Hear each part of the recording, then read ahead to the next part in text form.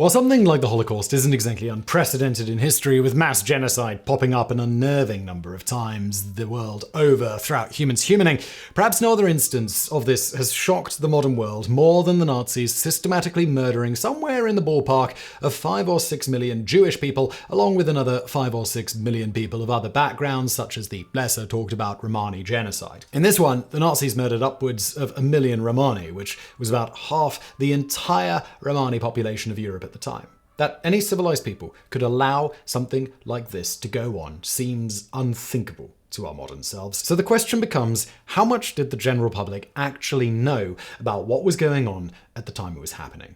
It turns out, contrary to what is often stated, quite a lot actually, both on the global scale and even within Germany itself. Evidence pointing to at least the idea that it was happening being relatively common knowledge, as we'll get into shortly.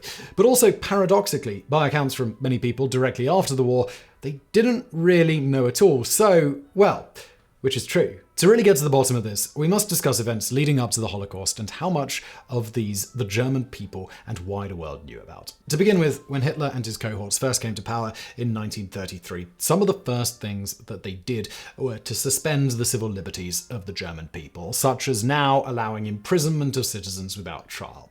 It's always a good sign that you've chosen your leaders well. More pertinent to the topic at hand, doubling down on the ominous tone of the new regime, within a few months the Nazis had established their first concentration camp in Dachau. The main purpose of this new facility was to hold political dissidents, among other undesirables. You see, the existing prison systems were deemed insufficient to be able to house the number that needed to be rounded up. Not mincing words about how prisoners would be treated there, SS official Johann Erasmus Freiherr von Mausen-Ponickau gave this speech to members of the SS at Dachau shortly after it opened. You all know what the Führer has called us to do. We have not come here for human encounters with those pigs in there. We do not consider them human beings as we are, but as second-class people. For years, they have been able to continue their criminal existence. But now we are in power. If those pigs had come to power, they would have cut off all of our heads. Therefore, we have no room for sentimentalism. If anyone here cannot bear to see the blood of comrades, he does not belong and had better leave. The more of these pig dogs we strike down, the fewer we need to feed. Not long after this, a rather bloody purge, the Night of the Long Knives, occurred, and in the aftermath, Hitler not only was declared Führer, but also justified the murders, noting that it was done to protect Germany, publicly stating, "If anyone reproaches me and asks why I did not resort to the regular courts of justice, then all I can say is this. In this hour, I was responsible for the fate of the German people, and thereby I became the supreme judge of the German people. I gave the order to shoot the ringleaders in this treason, and I further gave the order to cauterize down to the raw flesh the ulcers of this poisoning of the wells in our domestic life. Let the nation know that its existence, which depends on its internal order and security, cannot be threatened with impunity by anyone. And let it be known for all time to come that if anyone raises his hand to strike the state, then certain death is his lot." Noteworthy here was that no real evidence was presented that any of these people had actually been planning a coup or anything of the sort. Hitler simply publicly stated they were, and as a result, he had them killed without trial. Going back to the concentration camps and the roundup of dissidents, while some of the atrocities being committed there were mostly kept under wraps in the media, the government were none too shy about broadcasting the roundups and existence of these facilities in the media precisely to help make anyone afraid to step out of line. It would also seem the Nazis had a policy to make sure they rounded up, at minimum, a sample from every community. This, combined with those released in the early going went back to their communities and discussed things that happened there, all seem to have done a bang-up job of instilling fear in the populace as intended. In fact, there were even little jingles about these places, such as this one from 1935 translated. "Dear God, make me dumb," as in silent, "that I may not to Dachau come." As Captain America's Dr. Abraham Erskine so sagely put, so many people forget that the first country that the Nazis invaded was their own. Or as one real-life contemporary German would state when interviewed, "You Americans can hardly understand the conditions under which we were living. It was as if all of Germany were a concentration camp and we were occupied by a foreign power. We were unable to do anything to oppose them. What could one person do against that powerful organization?" That said, though the Nazis did have an iron grip on the country at this point thanks to the coup and general support of the military, among others, they still needed some semblance of public support. And thus, simultaneous to all of this, the propaganda machine began doing its thing to help sway people to the side of Nazi ideology through various methods, including, of course, vilifying various groups, like most famously Jewish people, while also beginning to sow the seeds for the need for war. In particular, attempting to paint the picture that it would not be the Germans who were the aggressors in such a war, but that they were simply defending themselves. At the same time, laws to encourage the Jewish population of the nation to leave were also instituted, such as on April 1st, 1933, where there was a boycott of Jewish-owned businesses. Further, April 7th of 1933 expelled all non-Aryans from civil service, and there were laws against allowing Jewish lawyers, jurors, judges, etc. On April 25th, 1933, they restricted Jewish enrollment in German high schools to 1.5%, and perhaps most famously, in 1935, the Nuremberg laws became a thing. The list goes on, and all of this, everybody was well aware of. On top of this, the night of the broken glass and the aftermath was widely reported on in Germany and beyond. This occurred on the night of November 9th, 1938, and into the morning of the next day. On this one, in a nutshell, the Nazis coordinated a widespread wave of aggression against the Jews. The idea was to make it look like the general public was just fed up with the Jews and they were acting on it, when in fact orders from the top came down that the SS, SA, and even the Hitler Youth were to basically riot around Jewish communities. In the end, hundreds of synagogues were burned and vandalized, with countless Jewish-owned businesses and homes suffering the same fate. All the while, firefighters and police were instructed to stand aside and let it happen. Doubling down on the awful, the next day approximately 30,000 Jews were arrested and sent to places like the Dachau concentration camp. The general point of it all seems to have been in line with simply trying to convince the Jews to leave the country in various brutal ways. On this one, those arrested whose families could show proof that they would be leaving the country soon seem to have been released without issue. On top of the extreme oppression of the Jewish people being common knowledge, the eventual euthanasia program against certain groups, like the so-called feeble-minded, was also well known once it was instituted. Illustrating both, we have the heroic tale of priest Bernhard Lichtenberg, who very publicly prayed for the Jews of the nation daily with his congregation, as well as openly protesting both their treatment and the Nazi euthanasia programs. Despite countless warnings that if he continued his very public denouncement of the Nazis and their actions, there would be severe consequences, he ignored this completely, and even in 1941 wrote a letter to the Minister of Public Health, Leonardo Conti, stating, "I, as a human being, a Christian, a priest, and a German, demand of you, Chief Physician of the Reich, that you answer for the crimes that have been perpetrated at your bidding and with your consent, and which will call forth the vengeance of the Lord on the heads of the German people." Unfortunately for Lichtenberg, very shortly after this, he was arrested and sentenced to 2 years in prison. As for his sentencing, he requested that he be sent off with the Jews to the east in the hope that he could provide some comfort for them there, but this request was denied, and he was instead sent to the Dachau concentration camp, where he contracted pneumonia and died in 1943. But again, up to this point, it would seem everyone had a very good idea of what was happening to the Jews and political dissidents of the nation, given the Nazis weren't exactly being subtle about any of it. In fact, in 1938, Time magazine named Hitler Man of the Year precisely because of this. Now, contrary to what is sometimes inferred from this was not to honour him, but quite the opposite. They stated, "Lesser men of the year seemed small indeed beside the Führer. Germany's 700,000 Jews had been tortured physically, robbed of homes and properties, denied a chance to earn a living, chased off the streets. Now they are being held for ransom, a gangster trick through the ages." They ended their article on the decision to name Hitler the Man of the Year on the ominous note, "To those who watched the closing events of the year, it seemed more than probable that the man of 1938 may make 1939 a year to be remembered."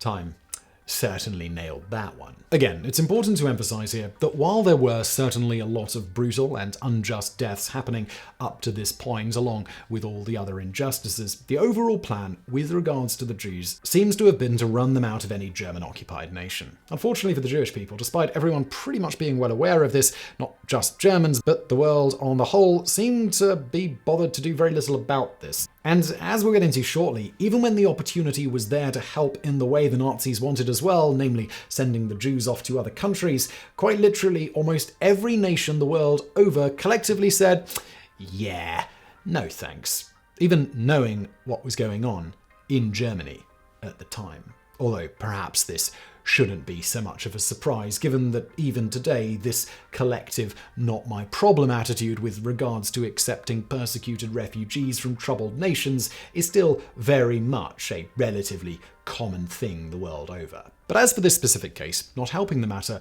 was that rampant anti-Semitism was hardly unique to Germany at the time, and not just that, but the general support for eugenics programs in some form was likewise pretty widespread the world over. For example, around this time, eugenicists in the US and elsewhere in the world were performing forced sterilization of the poor, sick, criminals, prostitutes, as well as forced abortions of pregnant women of ill repute or seen as inferior based on certain traits. Even the likes of Teddy Roosevelt, arguably one of the greatest humans to ever human, was in support of eugenics. For him, however, it had nothing to do with race. In fact, he was also unabashedly outspoken against people who judge people based on their race. For example, after being widely vilified for inviting Booker T. Washington to have dinner with him at the White House, Roosevelt's response to the extreme outcry, which included death threats, was simply, "I shall have him to dine as often as I please." He also said, "The only wise and honorable and Christian thing to do is to treat each black man and each white man strictly on his merits as a man, giving him no more and no less than he shows himself worthy to have." However, on the flip side, he also stated when it came to eugenics, "I wish very much that the wrong people could be prevented entirely from breeding, and when the evil nature of these people is sufficiently flagrant, this should be done. Criminals should be sterilized and feeble-minded persons forbidden from leaving offspring behind them." This stance was also supported by such famed individuals as Winston Churchill, Margaret Sanger, H.G. Wells, George Bernard Shaw, John Harvey Kellogg, and of course Adolf Hitler, among countless others. The eugenics movement was spurred on and given its name by Sir Francis Galton in 1883, inspired by Galton's half-cousin Charles Darwin's work. Over half a century later, leading up to World War II, things had evolved significantly all over the world on this front, such as famed Cornell professor and neurologist Foster Kennedy even going so far as to write in 1942, "I'm in favor of euthanasia for those helpless ones who should never have been born. Nature's mistakes." He also stated that if a child reached the age of 5 and was still defective by societal views, that the defective has no future or hope of one, then I believe it is a merciful and kindly thing to relieve that defective, often tortured and convulsed, grotesque and absurd, useless and foolish and entirely undesirable, the agony of living. While the idea of murdering 5-year-olds didn't exactly catch on in the United States, in 1936 in the US, 31 of the then 48 states had various eugenics or forced sterilization laws. The Supreme Court even rang in 1927 in the case Buck and Bell concerning the forced sterilization of, to quote, "feeble-minded white women," ruling that it is better for all the world if instead of waiting to execute degenerate offspring for crime or to let them starve for the imbecility, society can prevent those who are manifestly unfit from continuing their kinds. Not unique to the US or Germany, most of the developed world had similar laws on the books with widespread support. That said, everyone did a collective, oh, wait a minute, thanks to the revelation that the Nazis had taken these ideas and run with them to their extreme during World War II, and after the war, public support for eugenics all but disappeared thanks to its association with Nazi Germany. But in the era of Nazi Germany itself, quite a lot of the populace of the world thought eugenics programs were a smashing idea, and anti-Semitism was likewise pretty widespread. The Nazis simply took these two ideas to their extreme and also put them together. But as for the general public of Germany, in the days leading up to and including World War I, we can both say for sure that the German people were extremely well aware of the concentration camps, despite many interviewed after the war denying knowledge of even their very existence. Further, they were also to an extent aware of some of the things that went on in those early camps, though the death camp-style concentration camps were not yet a thing before the war. And finally, they were also aware of the extreme oppression of the Jews in Germany, as were pretty much all of the rest of the world. Going back to the Nazi plan to simply get the Jews to leave, as alluded to, a big problem with this plan was that other countries weren't exactly keen about taking in a large influx of Jewish immigrants. This was also in part why relatively few German Jews fled the country. As one German Jew, Victor Klemperer, would write in his diary of his own attempt to leave, "Meeting with the immigration advisor of the Jewish community, result less than 0. You really must get out. But we see no possibility." There was also another issue here, in that for most of these Jewish people, Germany was their home. Some were even veterans of World War I and had fought and had friends and family die for their country. The Nazis weren't Germany, and many still loved their country and hoped for change. As Klemperer would write in 1942, I am German and still waiting for the Germans to come back. They've gone to ground somewhere. Although ultimately he did despair, no one can take my Germanness away from me, but my nationalism and patriotism are gone forever. Going back to the immigration problem, the United States, despite its surface level supposed give me your tired, your poor, your huddled masses yearning to breathe free thing, and the extreme success the US once had with more open immigration policies being a boon to the country, at this point they had a hard limit of 153,744 immigrants annually. This, in turn, was divided by country, with an awful lot of entry requirements to qualify on top of that. These requirements were so strict that many quotas during this time weren't filled at all, despite massively more applicants than that number. On top of that, despite news of the atrocities being committed against the Jews leading up to the war, the majority of the public opposed relaxing immigration guidelines or boosting the numbers to accommodate those desperately wanting out of Germany. Other countries more or less mimicked this general stance, with Britain even going further by taking steps to try and limit the number of German Jews who would be allowed to immigrate to Palestine, which was one place that was taking a relatively large number of Jewish immigrants compared to most states. That said, in 1938, Britain did agree to amend policy to take in 10,000 Jewish children, but made no special provisions for taking any Jewish adults outside of the already established normal immigration procedures. So the problem was, the Nazis wanted the Jews to leave, and this was part of their original master plan. Further, as a result of Nazi actions and new laws, many Jews desperately wanted to leave, but most couldn't, because they had nowhere to go. That said, even if genocide wasn't maybe the original plan, it wasn't as if the idea of mass murder wasn't occasionally being proposed, even quite publicly, by the Nazis in power. Perhaps most pertinent to the topic at hand, in a speech in January of 1939, Hitler even went so far as to predict it.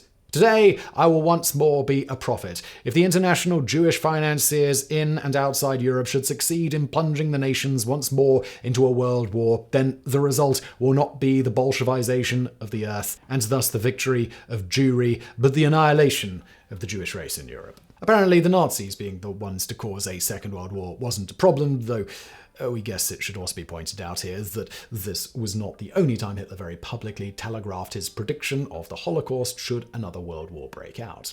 Of course, even with all of the propaganda and anti-Semitism, hating a culture or race or the like is one thing, but getting people to go along with mass murder of them, including children, is quite another, let alone getting the German public to go along with the idea of another major war so soon after a devastating one like World War I, which again saw over 2 million Germans dead, among an awful lot of other horribleness during and in the aftermath. Needless to say, the Nazis had a lot of creative storytelling to do. As such, first the Nazis did their utmost to convince everyone that the German brass were all about peace, but also made it clear they had a responsibility to protect Germans and thus needed to take up arms in order to protect the peace. As things progressed, they further pushed hard for the fact that they needed to defend against supposedly aggressive Poland, who were, according to them, mistreating ethnic Germans in that country. And not only that, they stated Poland was being extremely aggressive against Germany itself, flagrantly attacking, even though it turns out the truth of several cited events of Polish aggressions against Germany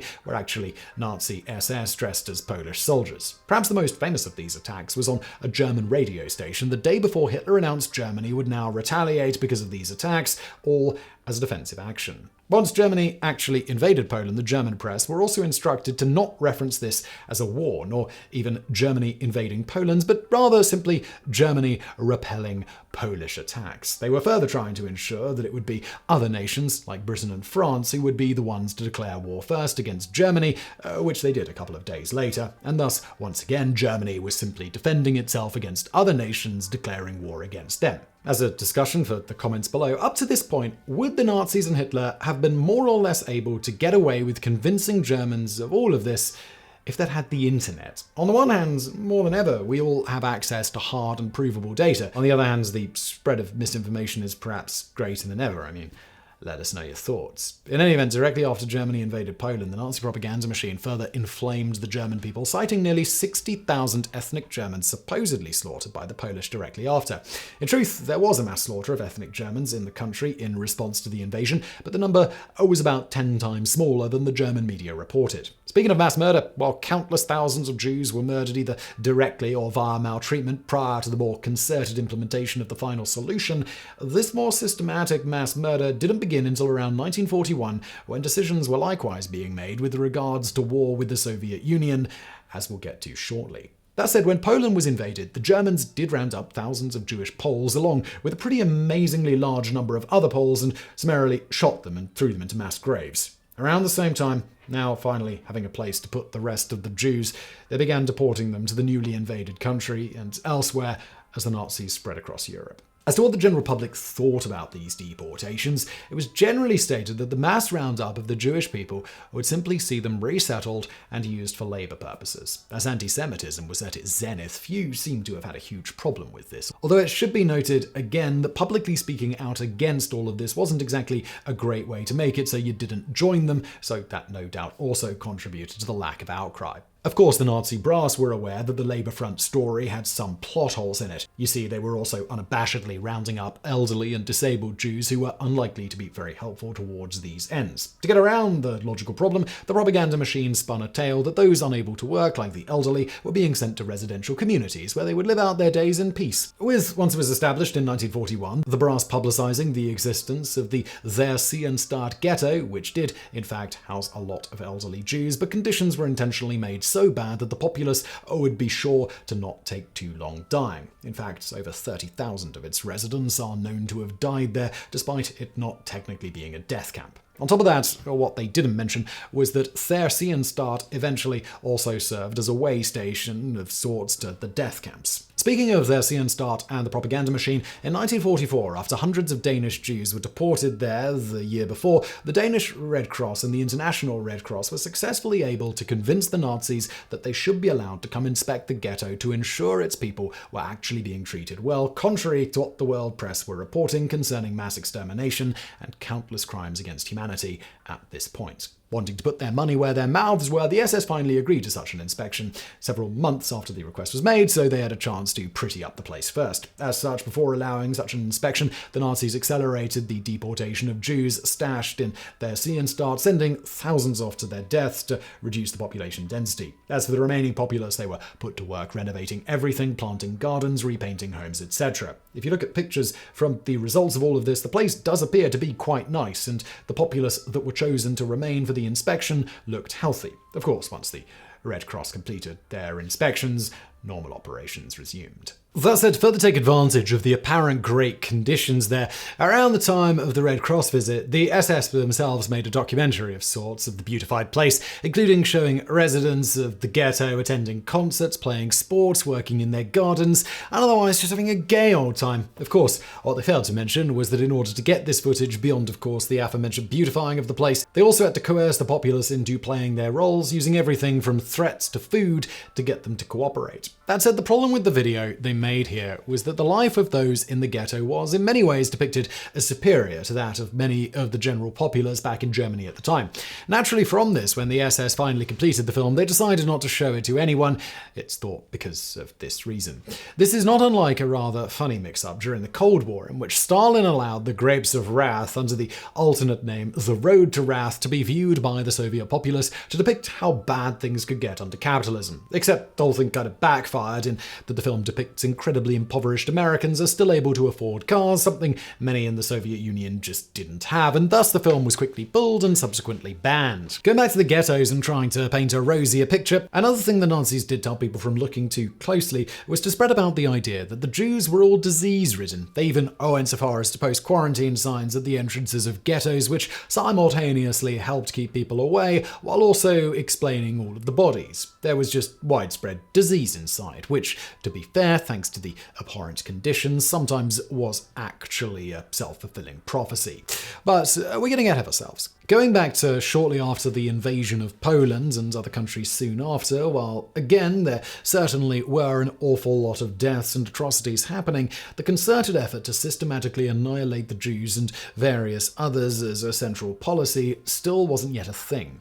This all changed, however, in 1941, when the final solution was agreed upon, initially via use of mass firing squads. Kicking things off in the most brutal way imaginable, we have the Kiev and Babi Yar ravine, where over 30,000 Jewish people were shot and killed in a 2-day span on September the 29th and 30th of that year. Noteworthy, upwards of 100,000 more people were also killed and dumped in the ravine as well at various points of German occupation. The original Grisly Act was described by the commander-in-charge, stating the difficulties resulting from such a large-scale action, in particular concerning the seizure, were overcome in Kiev by requesting the Jewish population through wall posters to move. Although only a participation of approximately 5,000 to 6,000 Jews had been expected at first, more than 30,000 Jews arrived who, until the very moment of their execution, still believed in their resettlement thanks to an extremely clever organization. A truck driver who witnessed what happened next described the gut-wrenching atrocity.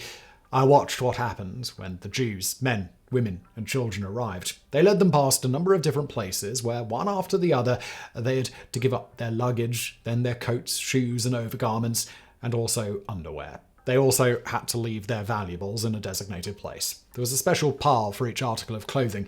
It all happened very quickly, and anyone who hesitated was kicked or pushed to keep them moving. After that, once they undressed, they were led into the ravine, which was about 150 meters long and 30 meters wide and a good 15 meters deep. When they reached the bottom of the ravine, they were seized by members of the Schutzpolizei and made to lie down on top of Jews who had already been shot. The corpses were literally in layers. A police marksman came along and shot each Jew in the neck with a submachine gun.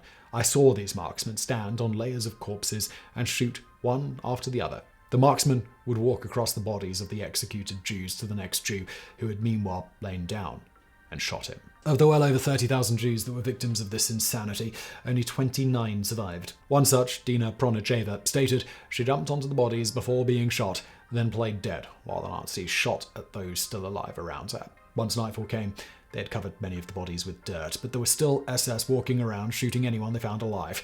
However, it was dark, and when an opportune moment came, she was able to crawl out from among the bodies and sneak away without being seen. Another interesting thing to point out is that the decision to start the systematic mass annihilation of the Jews followed almost immediately after the United States entered the war, thus making it a so-called world war, with Nazi politician and Minister of Propaganda Joseph Goebbels stating, regarding the Jewish question, the Führer warned the Jews that if they were to cause another world war, it would lead to their destruction. Those were not empty words. Now the world war has come. The destruction of the Jews must be its necessary consequence. We cannot be sentimental about it. Now finally, having begun the open genocide, plans began in earnest to convert some of the concentration camps to also include designated facilities for rapid mass executions, as it was noted that the mass firing squad method was bad for troop morale and also rather inefficient on the scale they needed, as well as it wasted an awful lot of bullets. And as to that scale, from March 1942 to November 1943 alone, some 1.5 million Jews were murdered in just 3 concentration camps via gas chamber. So, what did people know about this escalation of atrocities? Almost immediately after these mass murders began, the Allies caught wind of it. While there were various sources of information the Allies had access to with regards to the mass killings in and outside of the concentration camps, our personal favourite source also just happens to be one of our favourite people to talk about here on Today I Found Out, and no, it's not Teddy Roosevelt, the undisputed greatest man to ever man, but one of the runners-up to that position, a badass individual by the name of Captain Witold Pilecki. When Pilecki wasn't busy getting the people eventually in charge of guarding and torturing him to rethink their life choices and value all life all the way down to the little ladybug, because to him all life had value, more on that in bonus facts later, he was fearlessly doing his duty for his country and the Allies, including being the first to report the use of Zyklon B in the gas chambers. So how did Pilecki know about this? This rather daring Polish man decided to infiltrate Auschwitz in the most dangerous way possible. You see, after the Nazis invaded Poland on September 1st, 1939, Pilecki and some like-minded friends formed the Tajna Armia Polska, the Polish secret army. Not long after the formation of organized widespread Polish resistance, its members began hearing reports of the conditions within the newly constructed Auschwitz concentration camp put into operation in the spring of 1940. Those first reports originated with prisoners released from the camp and from civilians, such as railroad employees and local residents. In order to cut through the very troubling rumours and figure out exactly what was going on there, Pilecki came up with a bold plan: become a prisoner at Auschwitz. With a little convincing, his superiors eventually agreed to allow him to try. According to Eleonora Ostrowska, owner of an apartment Pilecki was at when he was taken, when a Nazi roundup began, where a city block would suddenly be closed off and most civilians inside would be rounded up and sent to a slave labour camp and sometimes even just mass executed on the spot, a member of the resistance came to help Pilecki hide. Instead, Ostrowska said, Witold rejected these opportunities and didn't even try to hide in my flat. She reported that soon a German soldier knocked at the door and Pilecki whispered to her, "Report that I have fulfilled the order," and then opened the door and was taken by the soldier along with about 2,000 other Poles in Warsaw on September the 19th, 1940. It is at this point that we feel compelled to point out that he didn't really know if he'd be sent to Auschwitz. As Dr. Daniel Palawoda noted of Pilecki's capture, since the AB Action and roundups were still going on, the Nazis could have tortured and executed him in occupied Warsaw's Pawiak Mokotów or any other Gestapo-run prison. They could have taken him to Palmary to murder him in the forest. At the very least, they could have sent him to a forced labor colony somewhere in Germany. While he was willingly surrendering with the hope of being sent to Auschwitz, Pilecki lamented the behavior of his fellow countrymen during the roundup. He stated, "What really annoyed me the most was the passivity of this group of Poles. All those picked up were already showing signs of crowd psychology, the result being that our crowd behaved like a herd of passive sheep. A simple thought kept nagging me. Stir up everyone and get this mass of people moving." As he had hoped, perhaps the only person to ever hope such a thing, he was later sent to Auschwitz. He later described his experience upon arrival as such. "We gave everything away into bags, to which respective numbers were tied. Here our hair of head and body were cut off, and we were slightly sprinkled by cold water. I got a blow in my jaw with a heavy rod. I spat out my 2 teeth. Bleeding began. From that moment, we became mere numbers. I wore the number 4859. We were struck over the head not only by SS rifle butts, but by something far greater. Our concepts of law and order and of what was normal, all those ideas to which we had become accustomed on this earth, were given a brutal kicking." Pilecki also stated that one of the first indications he observed that Auschwitz was not just a normal prison camp was the lack of food given to prisoners. In his estimate, the rations given to prisoners were calculated in such a way that people would live for 6 weeks. He also noted that a guard at the camp told him, "Whoever will live longer, it means he steals." Assessing the conditions inside Auschwitz was only part of Pilecki's mission. He also took on responsibility for organizing a resistance force within the camp, the Związek Organizacji Wojskowej, or ZOW, and I apologize for my pronunciation. The goal of ZOW included improving inmate morale, distributing any extra food and clothing, setting up an intelligence network within the camp, training prisoners to eventually rise up against their guards and liberate Auschwitz, and getting news in and out of Auschwitz. Ensuring secrecy of the ZOW led Pilecki to create cells within the organization. He trusted the leaders of each cell to withstand interrogation by the guards, but even so, each leader only knew the names of the handful of people under his command. This limited the risk to the entire organization should an informant tip off a guard or if a member was caught. Going back to the topic at hand, Pilecki's first reports to the Polish government and Allied forces about the conditions in the camp and atrocities occurring there left the camp with released prisoners. But when releases became less common, passing reports onto the outside world depended largely on the success of prisoner escapes, such as one that occurred on June the 20th, 1942, when 4 Poles managed to dress up as members of the SS, weapons and all, and steal an SS car, which they boldly drove out of the main gate of the camp. A cobbled-together radio, built over the course of 7 months as parts could be acquired, was used for a while in 1942 to transmit reports, until, he said, one of our fellows' big mouth resulted in the Nazis learning of the radio, forcing the group to dismantle it before they were caught red-handed and executed. As alluded to, Pilecki's reports were the first to mention the use of Zyklon B gas, a poisonous hydrogen cyanide gas, and gas chambers used at the camp. He saw the first use of Zyklon B gas in September 1941 when the Nazis used it to kill 850 Soviet POWs and Poles in Block 11 of Auschwitz I. He also learned of the gas chambers at Auschwitz II, or Auschwitz-Birkenau, from other resistance members after construction of the camp began in October 1941. ZOW also managed to keep a pretty good running log of roughly the number of inmates being brought into the camp and the estimated number of deaths, noting at one point over 1,000 a day from the new transports were gassed. The corpses were burnt in the new crematoria. All of the reports were sent to the Polish government in exile in London, and they in turn forwarded the information to other Allied forces. However, extremely important to the topic at hand, despite direct evidence and eyewitness accounts, on the whole, it seems, in the early stages at least, the Allies thought the reports of mass killings, starvation, brutal and systematic torture, gas chambers, medical experimentation, etc. were wildly exaggerated and initially questioned the reliability of Pilecki's reports. Nevertheless, Pilecki soldiered on and even managed to convince his network of resistance fighters inside the camp that they could successfully take control for a short while and escape if the Allies and Polish underground provided support. He had envisioned airdrops of weapons and possibly even Allied soldiers invading the camp. However, the Allies never had any intention of such an operation, and the local Polish resistance in Warsaw refused to attack due to the large number of German troops stationed nearby. Unfortunately, the Nazi guards began systematically eliminating members of the ZOW resistance in 1943, and so, with his reports being seemingly ignored, Pilecki decided he needed to plead his case in person for intervention in Auschwitz. Thus, being seemingly one of the most badass people to ever badass,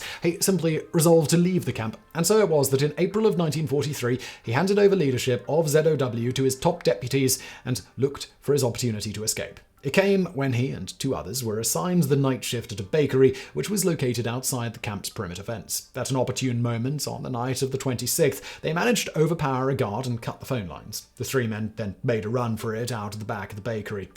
As they ran, Pilecki stated, "Shots were fired behind us. How fast we were running, it is hard to describe. We were tearing the air into rags by the quick movements of our hands." It should be noted that anyone caught helping an Auschwitz escapee would be killed along with the escaped prisoner, something the local populace knew well. Further, the 40 square kilometers around Auschwitz were extremely heavily patrolled, and the escapees' shaved heads, tattered clothes, and gaunt appearance would give them away in a second to anyone who saw them. Despite this, all 3 not only survived the initial escape, but managed to get to safety without being recaptured. Unfortunately, Pilecki's plan to garner support for liberating Auschwitz never materialized. After arriving at the headquarters of the Home Army on August 25, 1943, and desperately pleading his case for the Home Army to put all efforts into liberating Auschwitz, he left feeling, to quote him, bitter and disappointed, and the idea was discarded as being too risky. In his final report on Auschwitz, he further vented his frustration on his superiors' cowardliness. Not only reports from the likes of frankly amazing heroes like Pilecki, the Allies also were, among many other sources, intercepting transmissions from the Germans about all manner of mass killings.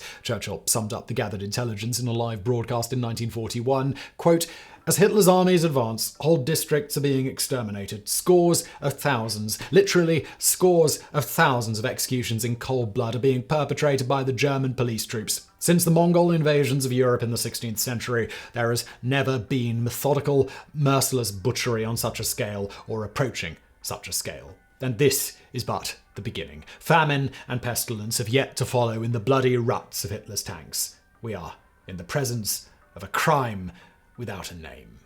Outside of such speeches as this, there are literally thousands upon thousands of known news reports in the Allied world discussing these atrocities in surprisingly accurate detail in some cases, with headlines like from the London Times, "Massacre of Jews, over 1 million dead since war began," or the Montreal Daily Star with the article, "Nazi Slaughterhouse, Germans Massacre Million Jews in Extermination Drive." Edward Murrow of CBS Radio on December 13th, 1942, reported very frankly, "What is happening is this. Millions of human beings, most of them Jews, are being gathered up with ruthless efficiency and murdered. The phrase concentration camps is obsolete, as out of date as economic sanctions or non-recognition. It is now possible only to speak of extermination camps." Summing it up with remarkable accuracy, in late 1942, the US, Soviet Union, and Britain all released a joint statement that read, "Jews are being transported in conditions of appalling horror and brutality to Eastern Europe. In Poland, which has been made the principal Nazi slaughterhouse, the ghettos established by the German invaders are being systematically emptied of all Jews except a few highly skilled workers required for war industries. None of those taken away are ever heard of again. The able-bodied are slowly worked to death in labor camps. The infirm are left to die of exposure and starvation, or are deliberately massacred in mass executions. The number of victims of these bloody cruelties is reckoned in many hundreds of thousands of entirely innocent men, women, and children."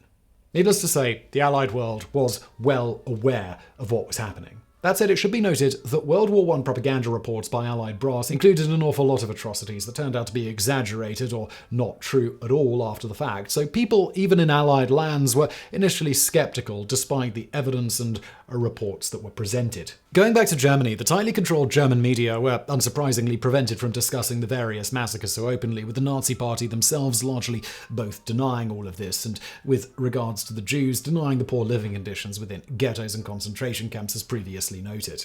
That said, given the German media and Nazi brass seemed to often feel the need to counter rumours publicly, it would at least seem the case that the rumours were out there fairly prominently. On that note, listening to illegal broadcasts from Allied sources within Germany and German-controlled regions was a thing, as were at times reading dropped Allied leaflets and the like. Not just that, it's pointed out by history professor Dr. Connell Feigs that exterminating that many people wasn't exactly something that could be done without an insane amount of support staff on various levels knowing about it, stating, "The task was so enormous, complex, time-consuming, and mentally and economically demanding that it took the best efforts of millions of Germans. All spheres of life in Germany actively participated. Businessmen, policemen, bankers, doctors, lawyers, soldiers, railroad and factory workers, chemists, pharmacists, foremen, production managers, economists, manufacturers, jewelers, diplomats, civil servants, propagandists, filmmakers and film stars, professors, teachers, politicians, mayors, party members, construction experts, art dealers, architects, landlords, janitors, truck drivers, clerks, industrialists, scientists, generals,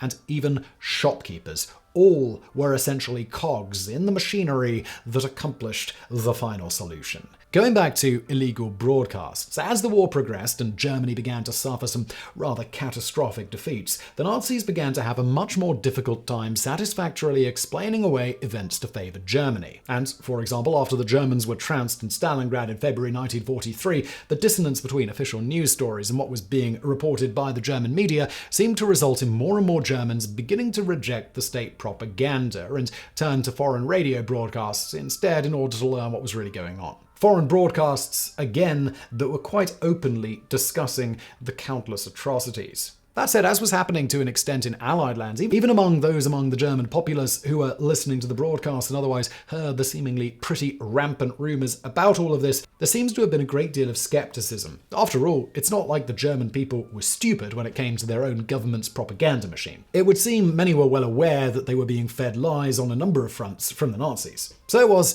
thus, not a stretch that the other side might come up with their own set of lies, making the Nazis and Germany out to be committing unspeakable acts. This sort of propaganda, again, wasn't that uncommon on both sides in the last World War, which was still relatively fresh on everybody's minds. That said, from various journal entries and the like, we do at least know some Germans who weren't directly involved were convinced, though they were powerless to do anything about it. For example, we have the case of one Friedrich Kellner, a staunch and, in the early days at least, very publicly outspoken opponent of the Nazi Party, which got him on the brutal end of more than one beating. As events progressed, he finally accepted there was nothing much he could, from a practical standpoint, do about any of it. Although he still wasn't exactly quiet about the things he found out, ultimately making him a target of the Nazis, with one Nazi official, Ernst Monig, writing a report about Kellner's actions which read, "He should be made to disappear."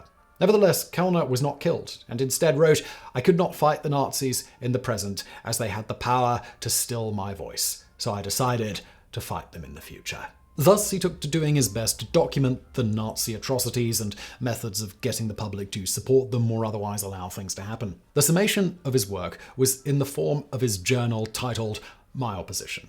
Noteworthy to the discussion at hand, many historians who advocate that the German populace knew a lot more than seemed to be the case after the war point out that much of Kellner's information came from publicly available sources such as Nazi broadcasts, hundreds of newspaper clippings, and talking to various community members around him, as well as listening to illegal Allied broadcasts and the like. Basically, there was nothing much special about Kellner or the information he had access to.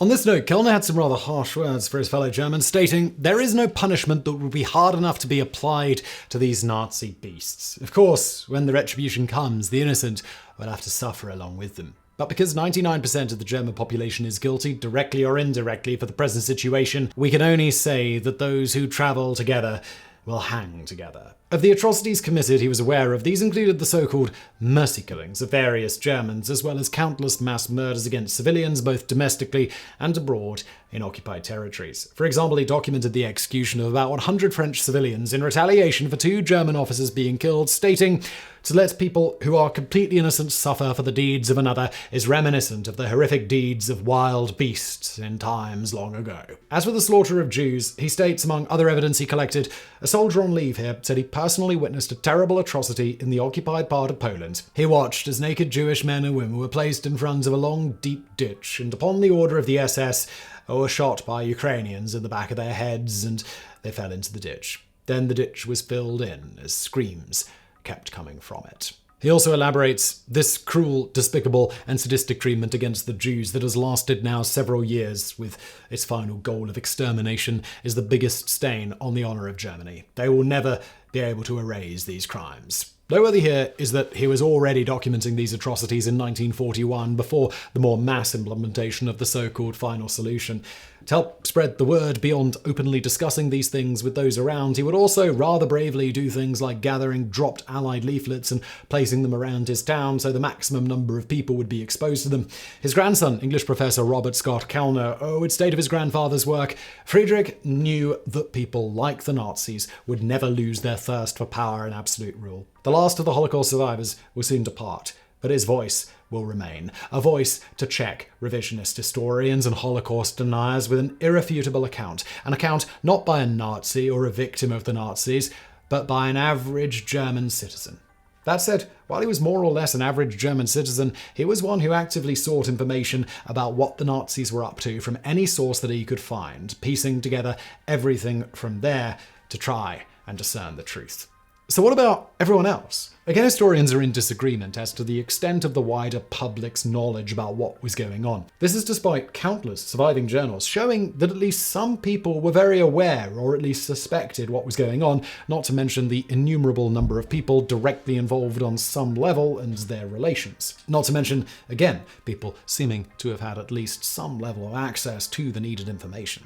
So what about the other side of the argument? On the side that it maybe wasn't totally common knowledge, besides many after the fact claiming that they didn't know, we have that it appears many of the Jews rounded up weren't under the impression they would be taken off to death camps or the like. The general perception seems to be that they knew they were going into a really bad situation with the very real possibility of dying, but that they didn't think they were being mass murdered, just extremely mistreated. The Nazi regime helped foster this notion in a variety of ways. For example, in 1941, a booklet printed by the Nazi brass for widespread consumption outlined how Jews in places like Poland had been given work, access to hospitals, food, and those who needed it even provided with vocational training. More directly, they reassured the Jews rounded up and in the ghettos that the deported from these points were being sent to places with better conditions. To help corroborate this, upon arrival into the concentration camps, many inmates were forced to write letters about the good condition in the camps. On this note, even in the ghettos themselves, there seems to have been a lot of skepticism about the final solution. The issue primarily seems to just go back to, once again, despite all the evidence slapping everybody in the face,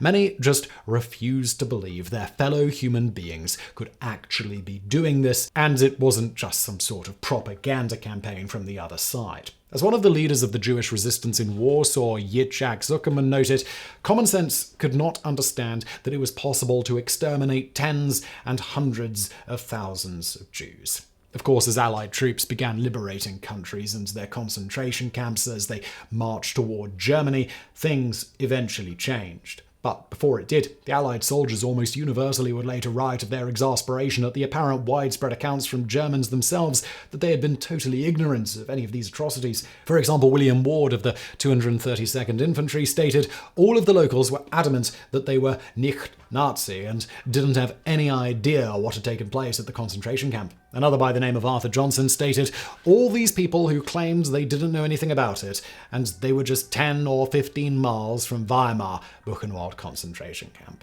Noteworthy on this one, to counter previous Allied reports about atrocities there, Nazi propaganda had stated all the bodies were from mass burial of air raid victims. In this case, both showing a plausible alternate story, as well as also demonstrating that the news was out there for the German public to the extent that the Nazis felt like they needed to address the topic. In the end, while the matter is still hotly contested, the general consensus is that it is clear a considerable number of people beyond those directly involved did have access to the needed information to know what was going on. But not just largely apparently unwilling to believe it, even when directly told after the war, resistance to the idea seems to have still been a thing throughout the world, at least at first. In short, for a world on both sides used to pretty rampant and often blatantly false propaganda, when it came to World War I and a German populace quite familiar with a whole lot of BS coming from their own government on the propaganda front, it was perhaps difficult to know what to believe, especially when the atrocities were so insane in their reported degree. On top of this, for many Germans peripherally complicit in these acts and under Nazi rule with little else they could do about it, many perhaps simply didn't want to believe that it was true, even when exposed to the necessary information.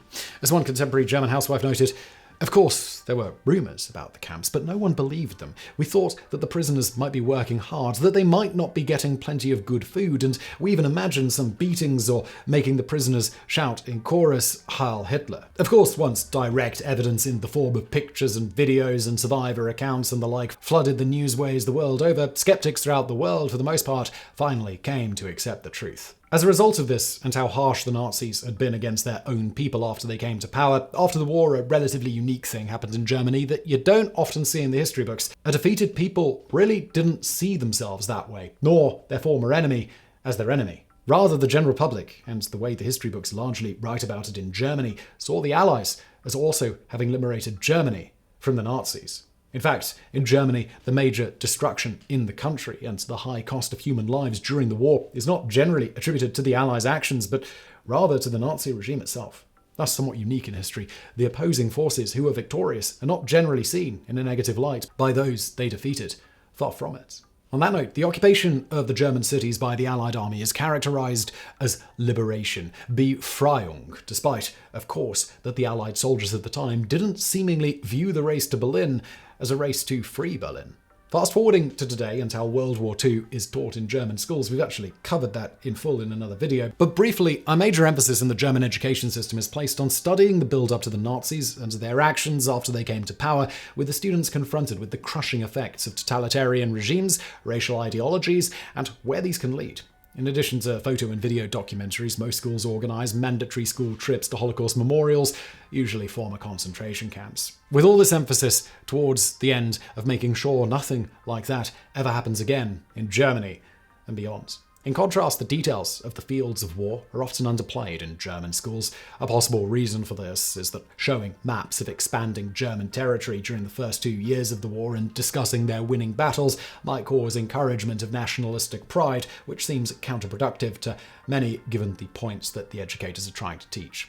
At first glance, it is great to study these events in detail to make sure they don't happen again. However, an issue for Germans, of course, is the sense of collective responsibility, despite no student today, or their parents, or even potentially grandparents, having anything to do with anything that happened in World War II.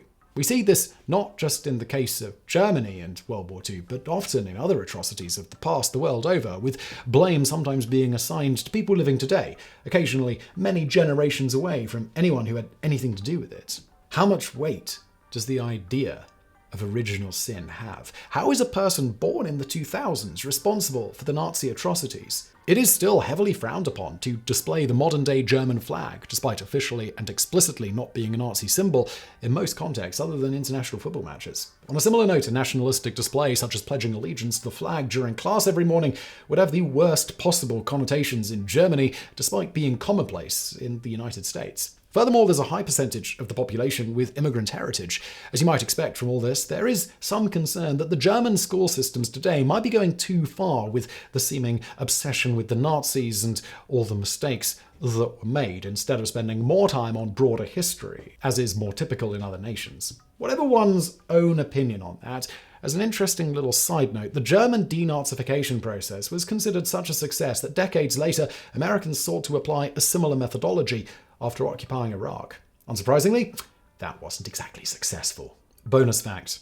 Going back to the badass that was Captain Witold Pilecki, you might think it's strange that Pilecki frequently, quite willingly, threw himself into incredibly dangerous situations, not just given he seemed to have little concern for his own self-preservation, but also that he had a wife and kids back home. Polish actor Marek Probos, who studied Pilecki extensively before portraying him in The Death of Captain Pilecki, stated of this, "Human beings were the most precious thing for Pilecki, and especially those who were oppressed. He would do anything to liberate them, to help them." Mirroring the sentiment, Pilecki's son, Andrzej, later said his father would write that we should live worthwhile lives, to respect others and nature. He wrote to my sister to watch out for every little ladybug, to not step on it, but place it instead on a leaf, because everything has been created for a reason.